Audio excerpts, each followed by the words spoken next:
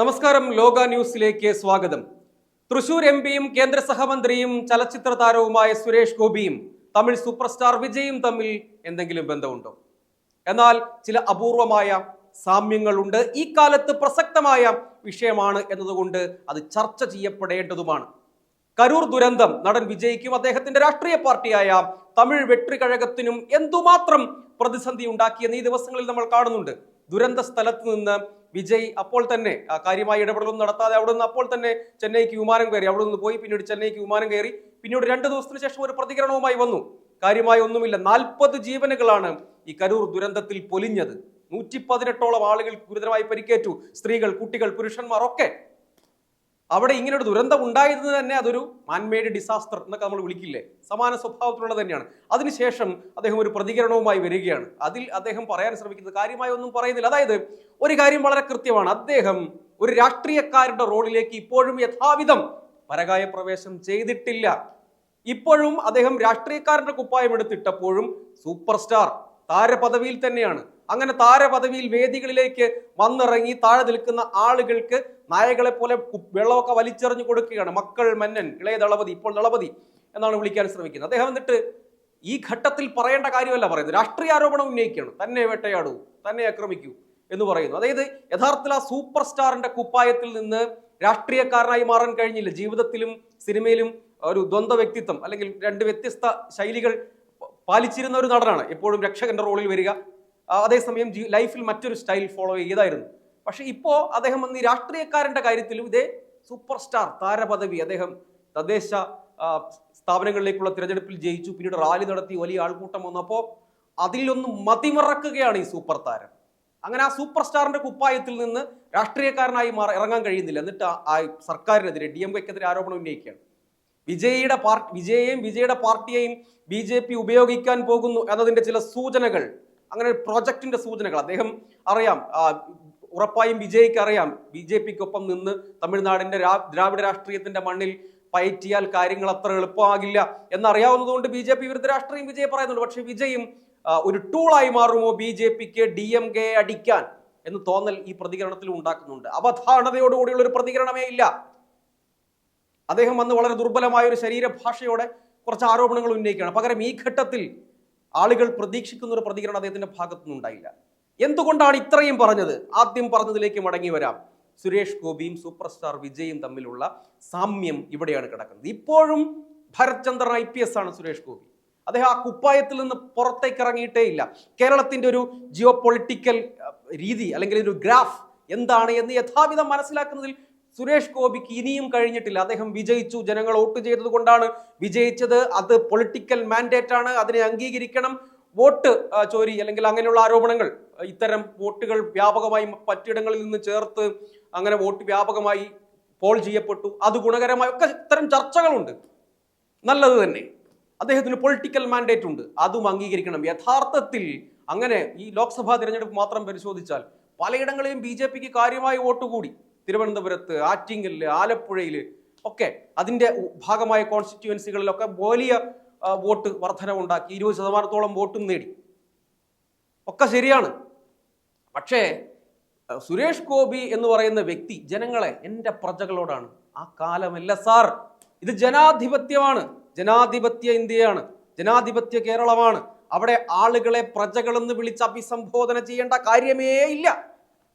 ജനങ്ങളെ സമീപിക്കുന്നത്, ജനങ്ങളോട് സംവദിക്കുന്ന ശൈലിയിൽ തന്നെ കുഴപ്പമുണ്ട്. രാജാവും പ്രജകളും എന്നതേ ഇല്ല.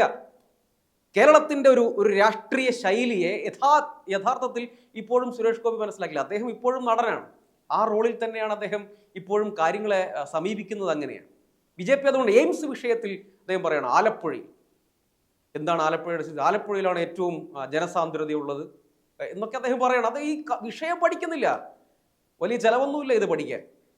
BJP നേതൃത്വം കണ്ടാൽ തമ്മിൽ അടി, പലതരം ഗ്രൂപ്പുകളാണ്. സുരേന്ദ്രനെ ആദ്യം ചവിട്ടി പുറത്തിട്ടു, സുരേന്ദ്രനും ഉണ്ടായിരുന്നപ്പോൾ തന്നെ പല ഗ്രൂപ്പ്, അതിനുശേഷം അദ്ദേഹത്തെ ചവിട്ടി പുറത്തിട്ടു. പിന്നീട് രാജീവ് ചന്ദ്രശേഖരൻ വന്നു. രാജീവ് ചന്ദ്രശേഖരനും ഇവിടുത്തെ സാഹചര്യം, ഏഷ്യാനെറ്റിന്റെ മുതലാളിയാണ്, കേന്ദ്രമന്ത്രിയാണ്, മന്ത്രിയായിരുന്നു. അങ്ങനെ അദ്ദേഹം ബിസിനസ്സുകാരനാണ്. അദ്ദേഹത്തിന് ജൂപ്പിറ്റർ ക്യാപിറ്റൽ അങ്ങനെയൊക്കെയുള്ള കമ്പനികളും അതിൻ്റെ വലിയ മുതലാളിയും ഉടമയും ഒക്കെയാണ്. അതിനും അപ്പുറത്തേക്ക് ഗ്രൗണ്ട് പൊളിറ്റിക്സിനെ പുള്ളി എങ്ങനെ ഡീൽ ചെയ്യും, ഇതുവരെ അദ്ദേഹം എങ്ങനെയാണ് ഡീൽ ചെയ്യുന്നത് എന്ന് വ്യക്തമായിട്ടുമില്ല. അത് അവിടെ നിൽക്കട്ടെ. അപ്പോൾ ബി ജെ പി തന്നെ പ്രതിസന്ധിയിലാണ്. എയിംസിന്റെ കാര്യത്തിൽ അദ്ദേഹം പറയുന്നത് തന്നെ ശുദ്ധാസംബന്ധമാണ്. ഒടുവിൽ ബി ജെ പി വീട്ടിലെ അപ്പോൾ കേന്ദ്രമന്ത്രി JP നദ്ദ പറഞ്ഞ ഉചിതമായ സമയത്ത് ഉചിതമായ സ്ഥലത്ത് വരും. ഇങ്ങനെ പറയേണ്ടതിന് അദ്ദേഹം അതിനൊരു നാടകീയത, അതിനാടകീയത, അതിനുശേഷം വൈകാരികത, എന്തൊക്കെയാണ് അദ്ദേഹം പറയുന്നത്, എന്തൊക്കെയാണ് കാണിച്ചു കൂട്ടുന്നത്, എന്തൊക്കെയാണ് ചെയ്യുന്നത്. BJP ആളുകൾ തന്നെ പറയാണ് മണ്ടനാണ് എന്ന് അവർ തന്നെ രഹസ്യമായി പറയാണ്. ഒരു പൊളിറ്റിക്കൽ മാൻഡേറ്റ് കിട്ടി, അതിനെ എങ്ങനെ ഉപയോഗിക്കണം എന്ന് ഇദ്ദേഹത്തിന് അറിയില്ല. മനസ്സിലായി? ഈ നിയമസഭാ തിരഞ്ഞെടുപ്പ് വരാൻ പോവുകയാണ്. അപ്പോൾ BJP പ്രോജക്റ്റ് എന്താണെന്ന് ചോദിച്ചാൽ സുരേഷ് ഗോപിയിൽ നിന്ന് തന്നെ ആളുകൾ കാണുകയില്ല, ജനം തിരിച്ചറിയില്ലേ, ജനം ഇത് നേരിട്ട് കാണുകയല്ലേ. ഒരു നിവേദനം കൊടുക്കാൻ വരുമ്പോൾ അത് വാങ്ങിക്കുക എന്ന് പറയുന്ന ഒരു മിനിമം സംഗതിയല്ലേ, അത് ചെയ്യണ്ടേ?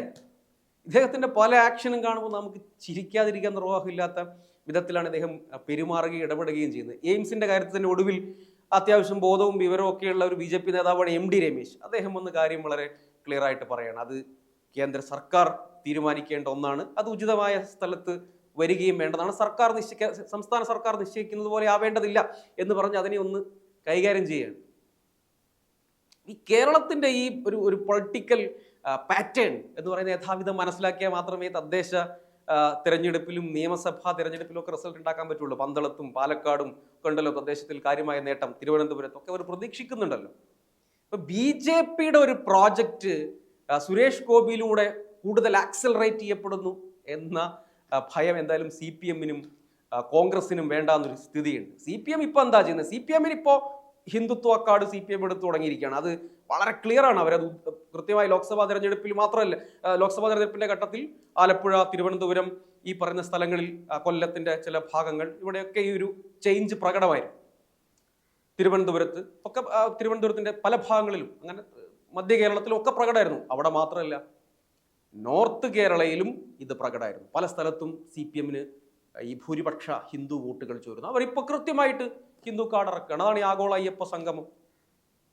മാതാമൃതാനന്ദമയ്യെ കെട്ടിപ്പിടിക്കുന്നു, സജി ചെറിയാൻ മന്ത്രി പോയി, അവർ CPM-ൽ പതിവില്ലാത്ത വിധം, എന്നിട്ട് അവർ അവരെക്കുറിച്ചൊക്കെ പറയുന്നു. NSS-നെ ചില സ്ട്രാറ്റജി ഉപയോഗിച്ച് സുകുമാരൻ നായരെ കൊണ്ട് പുകഴ്ത്തി പറയിപ്പിക്കുന്നു. SNDP കാര്യം പിന്നെ പ്രത്യേകിച്ച് പറയുകയും വേണ്ടതില്ല. അപ്പൊ അതിലെ ചില ആളുകൾ വ്യാഖ്യാനിക്കാൻ ശ്രമിക്കുന്നത് അത് സുദീർഘമായ RSS പ്രൊജക്റ്റിന്റെ ഭാഗമാണ്. അങ്ങനെ ഒരു സംഗതിയില്ല. അത് പറഞ്ഞ ആളുകളോട് ബഹുമാനപൂർവ്വം വിയോജിക്കുകയാണ്. അങ്ങനെ ഒരു സംഗതിയില്ല. ഈ വിഷയത്തെ യഥാവിധം മനസ്സിലാക്കുകയും സജീവമായ രാഷ്ട്രീയ സാധ്യതയായി പ്രയോജനപ്പെടുത്തുകയും ചെയ്യേണ്ടതാണ് കോൺഗ്രസ്. മറ്റേതോ സ്ഥലത്താണിപ്പോൾ. ഇത്രയും മിടുക്കരായ നേതാക്കന്മാരും അനുകൂല രാഷ്ട്രീയ സാഹചര്യവും ഉണ്ടെങ്കിലും അതിനെ എൻക്യാഷ് ചെയ്യാൻ കോൺഗ്രസ്സുകാർ എവിടെയെന്ന് ചോദിച്ചാൽ ഉത്തരവില്ല. സൂപ്പർ സ്റ്റാർ വിജയും സൂപ്പർ സ്റ്റാർ സുരേഷ് ഗോപിയും അവരുടെ ഈ ശൈലിയും അർഹിക്കുന്ന അത്തരം പോളിറ്റിക്സ് ആണോ? അപ്പൊ ഈ സാഹചര്യത്തെ എൻക്യാഷ് ചെയ്യാൻ ഉത്തരവാദിത്തപ്പെട്ട ആളുകളുണ്ട്. അവർ യഥാർത്ഥത്തിൽ അത് ചെയ്യുന്നുണ്ടോ എന്നതുകൂടി പരിശോധിക്കേണ്ടതാണ്. അതുകൊണ്ട് സുരേഷ് ഗോപി പറഞ്ഞ പ്രജകളല്ല, ആ പ്രജകളുടെ കൂട്ടത്തിൽപ്പെട്ടവരല്ല നമ്മൾ. BJP-യെ തന്നെ അദ്ദേഹം വെട്ടിലാക്കി, ആകെ കുരുക്കിലാക്കി. എന്താണ് ശരീരഭാഷ? ഇത് കലുങ്ക് ചർച്ചയിൽ വരുന്നവരൊക്കെ ആക്ഷേപിച്ചും കൂവിയും അധിക്ഷേപിച്ചും വിടലാണ് ഇദ്ദേഹത്തിന്റെ പ്രധാന പണി. ഇദ്ദേഹത്തിന് എന്താണ് പിന്നെ റോൾ? പ്രധാനമന്ത്രിക്ക് കത്തയക്കുക, പിന്നെ അദ്ദേഹത്തിന്റെ അടുത്ത് പോകേണ്ട ആവശ്യമില്ല. നല്ല വാക്ക് പറഞ്ഞയക്കാൻ ഞാൻ ചെയ്യുന്നുണ്ട്, ശരിയാണ്. അദ്ദേഹം ഒരുപാട് ആളുകളെ സാമ്പത്തികമായി സഹായിച്ചിട്ടുണ്ട്, ഇതൊന്നും നമ്മൾ നിരാകരിക്കുന്നില്ലെന്നേ. പക്ഷെ ഇവിടുത്തെ രാഷ്ട്രീയത്തിന്റെ ശൈലിയെ യഥാവിധം മനസ്സിലാക്കി പ്രവർത്തിക്കാൻ ഈ മനുഷ്യന് കഴിയുന്നത്. അദ്ദേഹം സൂപ്പർ സ്റ്റാറിന്റെ അദ്ദേഹം ഏതൊക്കെയോ കഥാപാത്രങ്ങളിൽ ഇങ്ങനെ തളച്ചെടുക്കും. അതിന്നും ആള് പുറത്തിറങ്ങിയിട്ടില്ല, ഇനി ഇറങ്ങുമെന്ന് പ്രതീക്ഷയും വേണ്ട. BJP-ക്ക് തന്നെ അതിൽ ഇപ്പോൾ പ്രതീക്ഷ ഇല്ല, കൈവിട്ട മട്ടാണ്. ഇത് തന്നെയാണ് വിജയുടെ കാര്യത്തിലും സംഭവിച്ചത്. സൂപ്പർ സ്റ്റാറിന്റെ കുപ്പായത്തിൽ നിന്ന് ആള് പുറത്തോട്ട് ഇറങ്ങിയിട്ടില്ല. CPM മറ്റൊരു പരിപാടിയായിട്ട് നടക്കുന്നു. ഇതൊക്കെ എൻക്യാഷ് ചെയ്യേണ്ട കോൺഗ്രസ്സുകാർ മറ്റ് എന്തൊക്കെയോ കാര്യങ്ങളിലാണ്. അപ്പൊ അവിടെയും ഒരു സർജിക്കൽ സ്ട്രൈക്ക് ആവശ്യമായിട്ട് വരും. ഏതായാലും ഇങ്ങനെ സൂപ്പർ സ്റ്റാറുകളുടെ താരപദവികൾ അവരുടെ ഇത്തരം വികാര വിചാരങ്ങളുടെ ഇരകളായി മാറേണ്ടവരല്ല യഥാർത്ഥത്തിൽ പൗരന്മാർ എന്ന തിരിച്ചറിവ് ജനങ്ങൾക്കുണ്ടാകും. കാരണം ഒരു കാര്യം കൂടി പറഞ്ഞ് അവസാനിപ്പിക്കുകയാണ്. ആളുകൾ ഈ അഴിമതി ഒക്കെ അല്പം ക്ഷമിക്കും, അക്രമവും അല്പം ക്ഷമിക്കും, അഹങ്കാരം കേരളത്തിലെ ജനങ്ങൾ വകവച്ച് തരില്ല എന്ന് ഇവരൊക്കെ മനസ്സിലാക്കിയാൽ കൊള്ളാം. അത് എവിടെയാണെങ്കിലും ഏത് നാട്ടിലാണെങ്കിലും ഒരു പരിധിവരെ അങ്ങനെ തന്നെയായിരിക്കും. അങ്ങനെ ഒരു ജയം നൽകിയ കിക്ക്, ആ കിക്കിൽ വല്ലാതെ മതിമറന്നാൽ അതേ ജനം തന്നെ നിങ്ങളോട് മറുപടി ചോദിക്കും. കാലം അങ്ങനെ മറുപടി ചോദിക്കാതെ കടന്നു പോവുകയില്ല എന്ന തിരിച്ചറിവ് ഉണ്ടാകുന്നത് നല്ലതാണ്. വീണ്ടും കാണാം.